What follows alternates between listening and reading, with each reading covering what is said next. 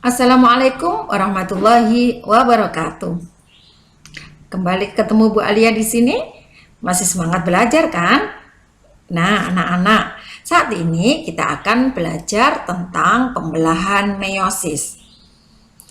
Nah, sebelum membahas pembelahan meiosis ini, tentunya kalian sudah menyaksikan video tentang pembelahan mitosis kan? Nah, jika belum, silakan tonton dulu video sebelumnya tentang pembelahan mitosis. Nah, pembelahan meiosis itu terjadi dalam proses pembentukan sel kelamin atau gamet. Mengapa demikian? Karena pembelahan meiosis terjadi pengurangan jumlah kromosom atau mengalami reduksi. Mengapa kok mengalami reduksi? Ya, karena untuk mempertahankan jumlah kromosom pada generasi berikutnya. Coba bayangkan, jika tidak terjadi reduksi pada sel kelamin, maka jumlah kromosom akan menjadi 2 kali lipat. Itulah sebabnya jumlah kromosom yang tadinya diploid atau 2N menjadi haploid atau N. Sehingga pada saat sel ovum dan sel sperma terjadi fertilisasi atau bertemunya sel telur dan sel sperma, maka anakan yang dihasilkan akan diploid. Baik, sekarang kita akan melihat tahapan pembelahan meiosis. Tahapan pembelahan meiosis hampir sama dengan tahapan pembelahan mitosis. Hanya saja pada tahapan pembelahan meiosis terjadi 2 kali pembelahan, yaitu meiosis 1 dan meiosis 2. Sehingga kalau digambarkan bahwa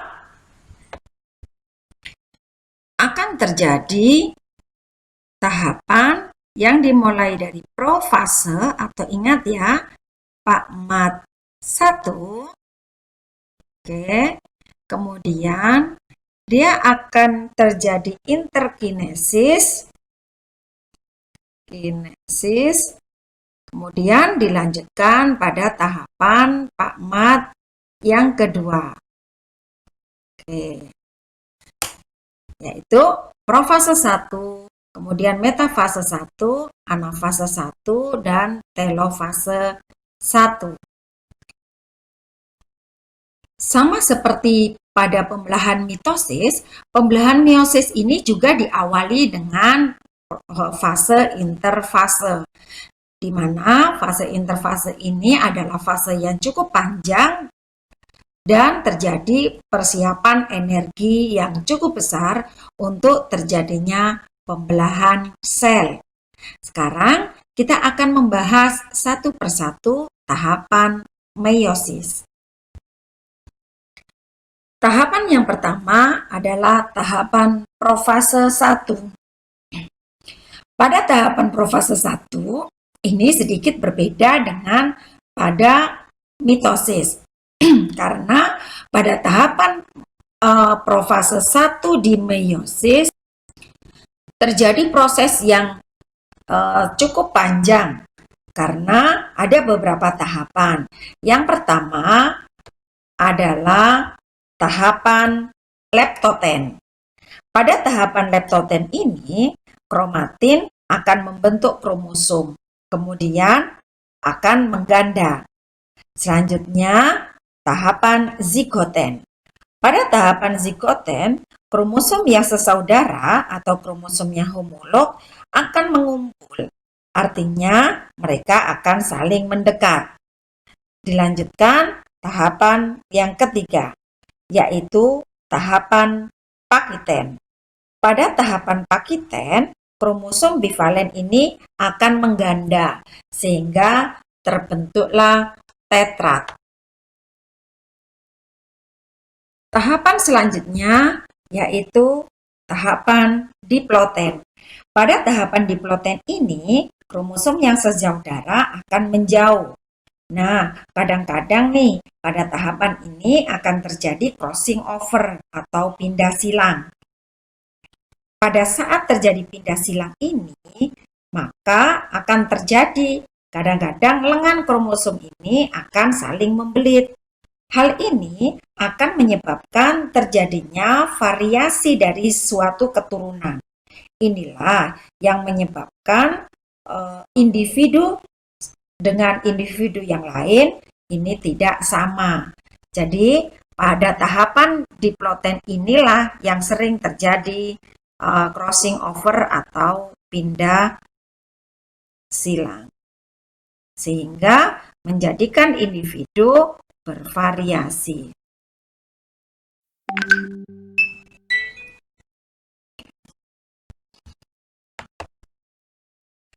Tahapan selanjutnya adalah diakinesis. Pada tahapan diakinesis terjadi persiapan untuk menuju fase metafase 1. Pada tahap diakinesis ini sentrosomnya sudah terbentuk menjadi 2. Kemudian membran intinya sudah mulai hilang, sama seperti pada pembelahan mitosis. Selanjutnya, setelah tahapan profase ini akan melalui tahapan metafase. Tetapi sebelum metafase akan diawali dulu dengan prometafase 1. Selanjutnya, setelah metafase akan terjadi tahapan anafase 1. Kemudian telofase 1. Nah, setelah terjadi telofase 1, maka akan terjadi yang namanya interkinesis.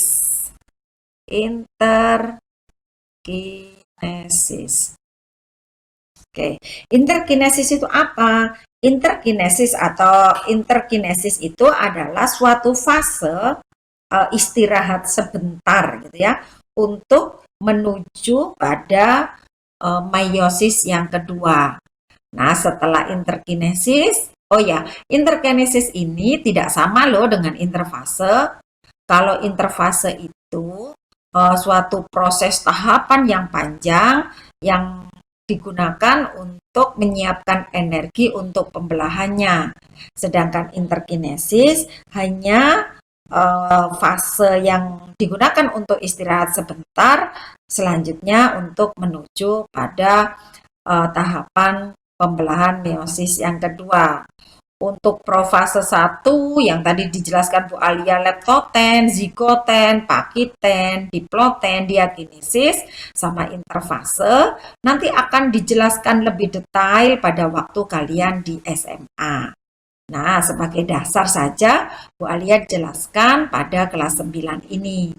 Selanjutnya, setelah terjadi interkinesis, kita lanjutkan ya, maka akan terjadi tahapan profase 2, metafase 2, anafase 2, dan telofase yang kedua.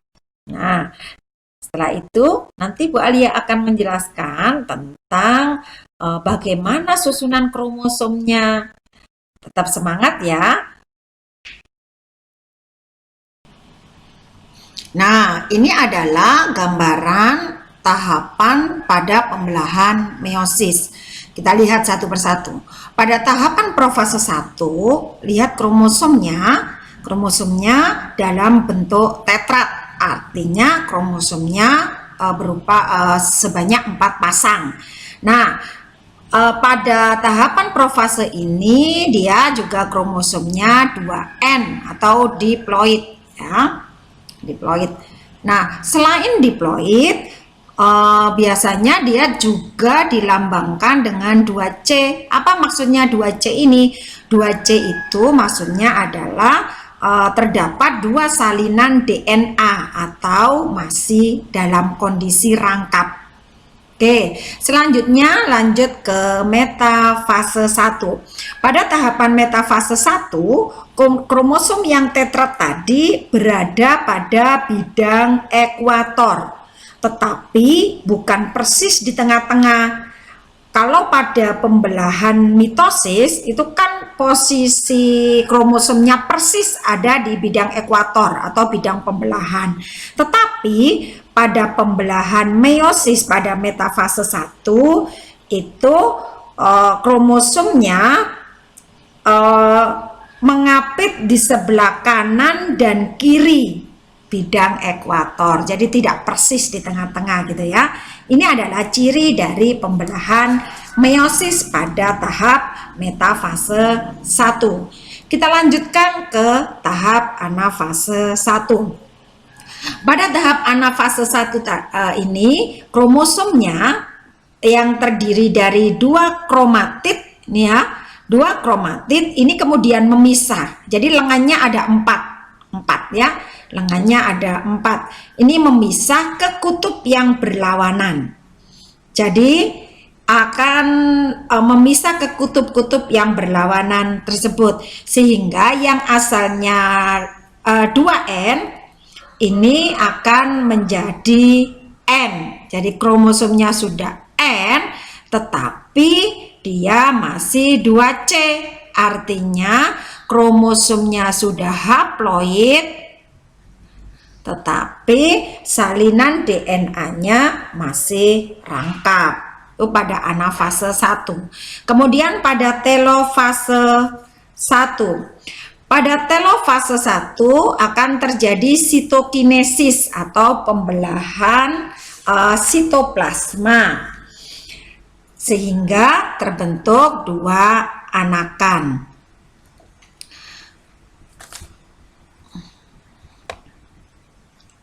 Nah, setelah terjadi tahapan telofase 1, maka akan dilanjutkan peristiwa yang namanya interkinesis.